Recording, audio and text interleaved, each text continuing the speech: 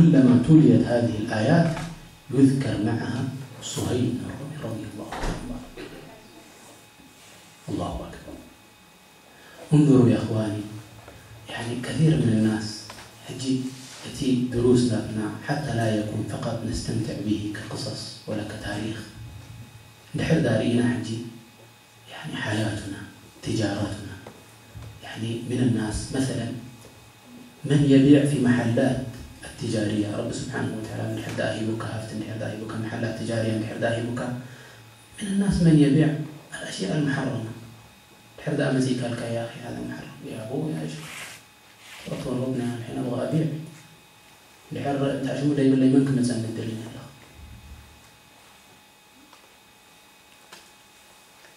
شفت يا أخوان؟ ورجل باع جميع أمواله لله سبحانه. لذلك علم أن الأولوية هو دينه، ولذلك باعه والله شكر سعيه وجزاه في الدنيا وسيجزيه في الآخرة سبحانه.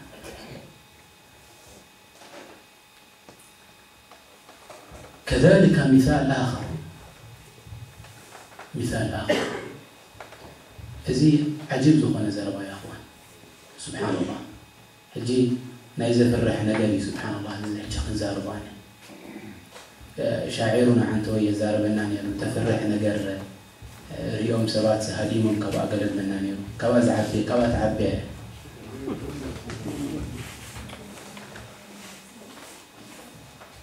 النبي عليه الصلاة والسلام يخبرنا عن الدجال، والدجال يا أخوان شر غائب منتظر. كم عينة فطور أكمل سنة. لذلك النبي عليه الصلاة والسلام تعلمنا ما من نبي إلا وحذر قومه منه. تخوان النبي دمسة كالدجال ديتنقض نبي الله. يعني شيء عظيم، شيء مخيف جدا. الخليقة كلها ما أتتها فتنة مثل فتنة المسيح الدجال. النبي عليه الصلاة والسلام كنا قلنا لو صفات ناتو أولا إيش؟ رجل أعور عينه اليمنى تعين كأنها عنبة طافية، ولونه لون قبيح، وشعره كأنه شعر شجر، ورق شجر أجعد. يعني منظره منظر بشع أو بشع. ناخذ ريو دفر رحله أنا فكرة. طيب معلش ناي منظر ماتو ممكن أنا حد الدفاري أنا زي تعرفون تعرف فرحان بالكلام. لا، بل الرجل إن أتى إذا خمس كله يأتي بالخوارق. بالخوارق إيش؟ يمثل نفسبات تايملو إن أحييت لك أبويك أتؤمن بي. نحب أبوهنا دخان كقبرة السير كاستعمل لبعض. فيقول المفتونون نعم هو اللي حد أبونا دينا تسيك اللي يربو عنك خامني. فيقول للقبر قم، فيمثل للرجل يعني أجنان تسرو على صورة أبوه. يقول إيش تايملو المجنان أؤمن به أنه هو ربك. يأمر للأرض أن تنبت تنبت، ويأمر للسماء أن تمطر تمطر. غيب. وسرعته كالريح أو كالمطر استدبرته الريح يوم النبي عليه الصلاة والسلام. تي كالطافناتو كم زي مطر زي زنان انتهي دخونه نفاس زدفو زلو. نفاس زدفو زلو ماي انتهي يقبل أبدي أطوى بوتا يقولون ممكن في نستراحة خفيفات. تمام؟ كم يعني أنه آتي لا محالة فكل بوتا أخذت سعيس. فالنبي صلى الله عليه وسلم يزخاخرهم من صحابة نقرهم قالوا بزعبانين الدجال. تخيلوا انتهيك حتى يوم أصحابه يا الله أبي لا أمغل حبالنا أيني تقووا أبي بذا حتى اللو تقول أبي جزائنا خنعتو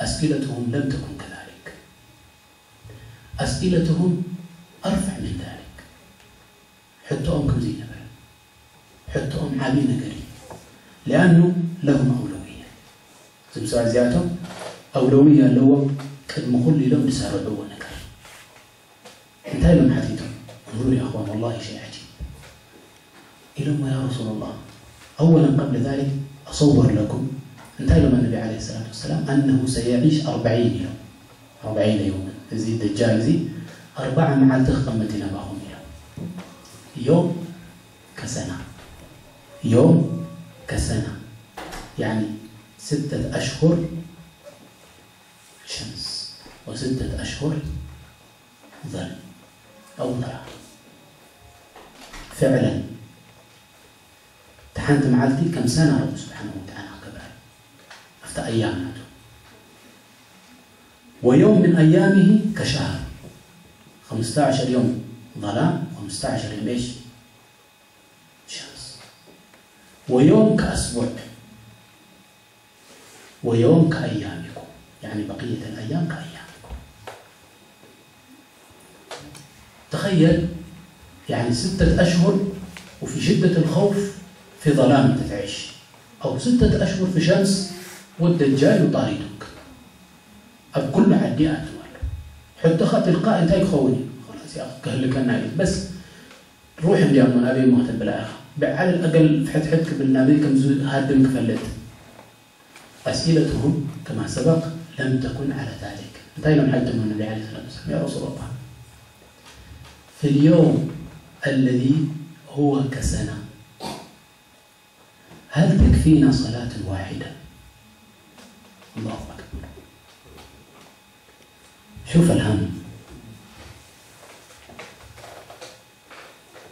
شيء مخيف حتى حسب له مساتن طيب اسأل ما 6 أشهر ما حد سألت سيدنا كيف سنصلي يا رسول الله صلى الله عليه وسلم فقال صلى الله عليه وسلم قال لا ولكن اقدروا له قدره لا أنت صلاتك داخلكم من أنت إذا أكبروا يعني في وقتي لا غزركم كم تسوي وزن بركم بين صلاة وصلاة داخل 9 ديرو 9 دعريات صلاة تسوي دحي حمش 9 تسوي وهكذا كم يوم النبي عليه الصلاة والسلام نجرب فتخيلوا في مثل هذا الموقف انت عينت حتى اللوزن سبعة سياته ويا أسفا كم نتحجج للتهاون عن الصلاة كل حجة نقبل صلاة نقدف وإذا صلاة قرب كتخفف عيننا طيب أنا صراحة لني مديرنا أي سمح لي والله تمرت لني تفضل يا أخي الدنيا بحد عليها ما هي وحالة سلمه كثير من الأعذار تأتي ولا لا يا أخوان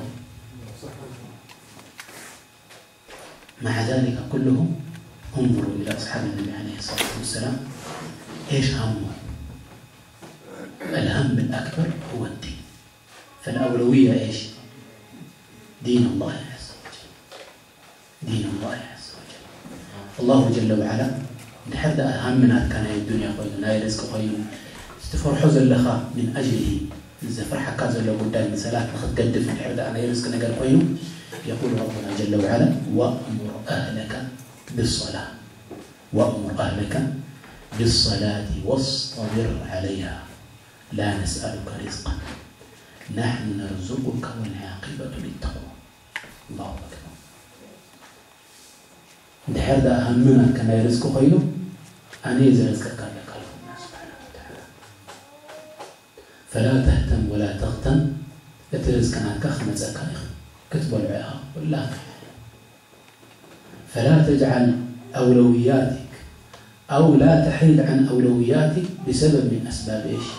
من أسباب الدنيا بناء الدنيا سبب غيرك كافتا أولويات كان تاي تقبل لدحلت كزكا أي تمت إلا نعمة ربنا سبحانه وتعالى طيب في أكبر من ذلك مثل آخر دخلكم شايف. طيب تدرير ما دينه والله عنده يكون بالليل يدرر مسبولس صحيح مخلح صح ندرر حاجة غير تمي فرها له. طيب عندنا هم أكبر وهو إيش؟ الدجال آخر مثلا آخر تقولون قرنتاي كقتل كان ولا لا يقول في يوم أكبر من ذلك. النبي عليه الصلاة والسلام يخبر أمنا عائشة الصديقة رضي الله عنها وأرضاها بنت الصديق رضوان ربي عليهم جميعا يملا يوم القيامة يحشر الناس حفاة عراة غرلا. طبعا يوم القيامة أخباركم يا إخواني شيء عظيم، يعني الكون كله يتغير، ننحل في الكوكبات يواقع، سماء يجدد. تخيلوا هل أحد منا يعني سماء تجعل يزرع أي سبب ولا حد، فما بالكم بالعالم يحرق صاروخ حلف له ويطايرة تتحلف كل لا يزعج الحرقات الكخمين تفرع تنزعج، فما بالك تتساقط الكواكب وتصطدم بعضها ببعض وتتشقق السماء كل إسرائيل. الله جل وعلا في هذا اليوم العظيم نسأل الله سبحانه وتعالى أن يجعلنا من أهل رحمته يبعث الناس كما خلقهم أولا حفاة، يعني جامع ليل اللوزة، عراة فراي اللوزة، غرلا يعني خمتاز الأبواب غير مطهرين. أبزر هو انتهي له حتى تسد حسمه يوم عظيم انتهي مكوننا. طيب لجنة لنا مكوننا شيء مخيف للناس كان زينا أخيرا زربخ من زكاكم. فعائشة رضي الله عنها وأرضاها الله أكبر وهكذا بيت الظهر انتهي لحد تكتب النبي عليه الصلاة والسلام تقول يا رسول الله نعم انتهي زربوها له النبي عليه الصلاة والسلام الإنسان لا يتحدث يتخيل. تقول يا رسول الله يحشر الناس حفاة عراة رجالا ونساء ينظر بعضهم بعضا. أسألك أنستي ترين بصم يوم القيامة تصير كل واحد سبعين سبيتري سبيتن سبعيتري انظر إلى الآن. شفتم الهم يا أخوان؟ هم عظيم. ويا أسفا يا أخواني إذا رأيت بنات المسلمين يتبع الكافرين تكشف عورتها وهي حية لا سمعت داخلتها بالدنيا ترمي جلبابها وتفتح عورتها.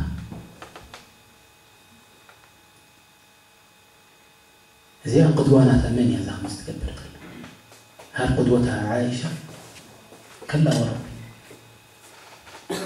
عائشة رضي الله عنها وأرضاها كانت تدخل في حجر النبي صلى الله عليه وسلم، أي هو حجرها. الحجر عندي استاجزات نبرز نبرد مس النبي عليه الصلاة والسلام تتنبرز نبرد بوتا مس النبي عليه الصلاة والسلام مسموتو تأتون يا طبيعي دحريو أبو أميتو أبو بكر الصديق رضي الله عنه وأرضاه أو تقبيرو.